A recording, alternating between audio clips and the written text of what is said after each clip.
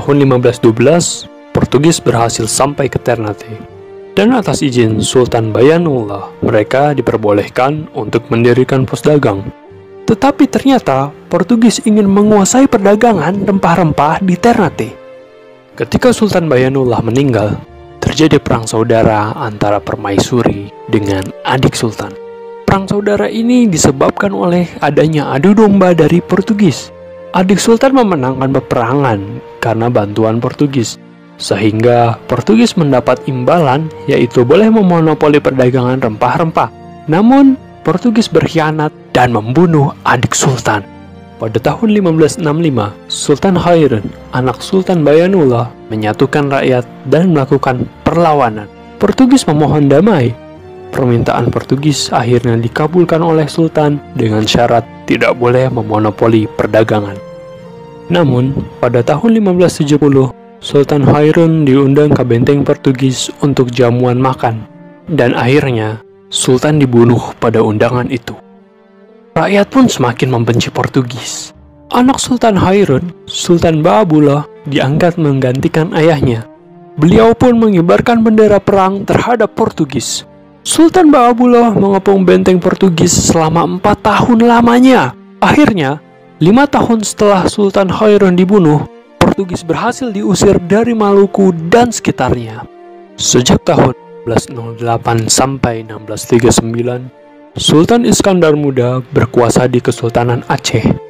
Pada saat itu, Malaka masih berada dalam wilayah kekuasaan Kesultanan Aceh. Pada tahun 1629, Sultan Iskandar Muda memimpin Kesultanan Aceh untuk mengusir Portugis dari Malaka. Pada tahun 1666, meletuslah Perang Makassar di Sulawesi.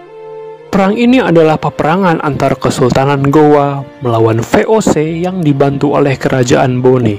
Pada saat itu, Kesultanan Gowa dipimpin oleh Sultan Hasanuddin, sang ayam jantan dari timur. Perang Makassar berhasil dimenangkan oleh VOC. Dan Sultan Hasanuddin harus menandatangani perjanjian Bongaya yang isinya mengenai pengakuan kekalahan Sultan Hasanuddin dan pernyataan bahwa VOC dibolehkan untuk melakukan monopoli perdagangan di Sulawesi. Pada tahun 1615, VOC mendirikan sebuah loji atau gudang di Jepara. Beberapa tahun setelahnya, tepatnya pada tahun 1628, Gubernur Batavia J.P. Koon memerintahkan Van der March untuk menyerang Jepara. Di tanggal 22 Agustus 1628, pasukan Mataram di bawah pimpinan Bau Rekso tiba di Batavia. Selanjutnya disusul oleh Suro Agul, Kiai Dipati, dan Upasanta.